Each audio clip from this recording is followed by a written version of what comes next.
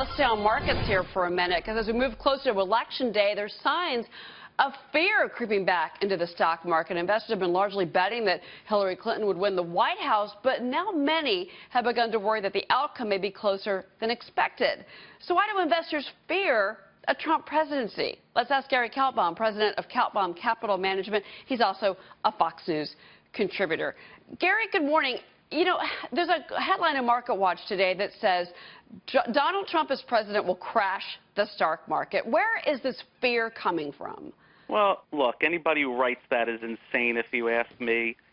Nobody knows what the outcome's going to be. But if I'm to reach for it, you know, the market's been addicted to easy money, and I think Trump would want to get away from that, as well as he's already talked about firing Janet Yellen.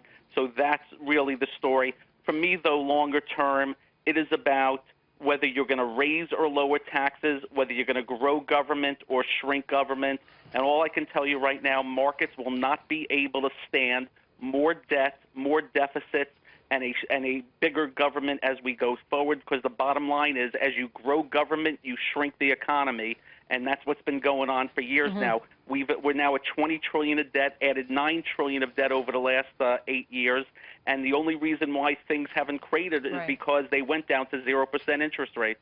Well, on Friday, we saw the Dow cross over the unchanged line 81 times. This was during the news that was breaking on Hillary Clinton and the FBI and the emails, that investigation being reopened.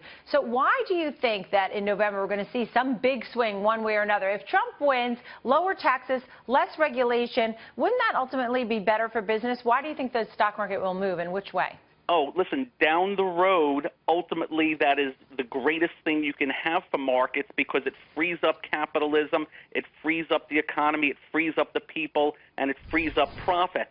But in the short run, markets tend to, you know, hip shoot.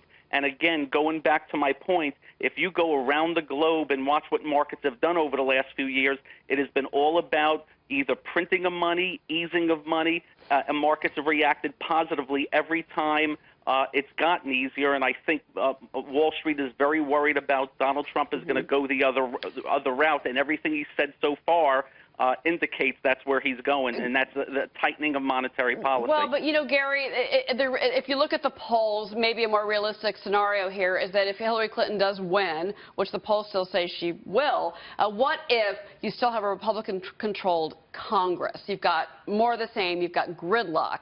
Can the market still go higher as interest rates go up in that environment? No. If interest rates go higher, the market's going lower. You know, the last time the Fed only raised a quarter point, worldwide markets dropped 10%. And if they raise in December, look out below for 2017. I'm really worried if they try and tighten. All right. Gary Kaltbaum, president of Kaltbaum Capital Management. Gary, thank you. Thank you.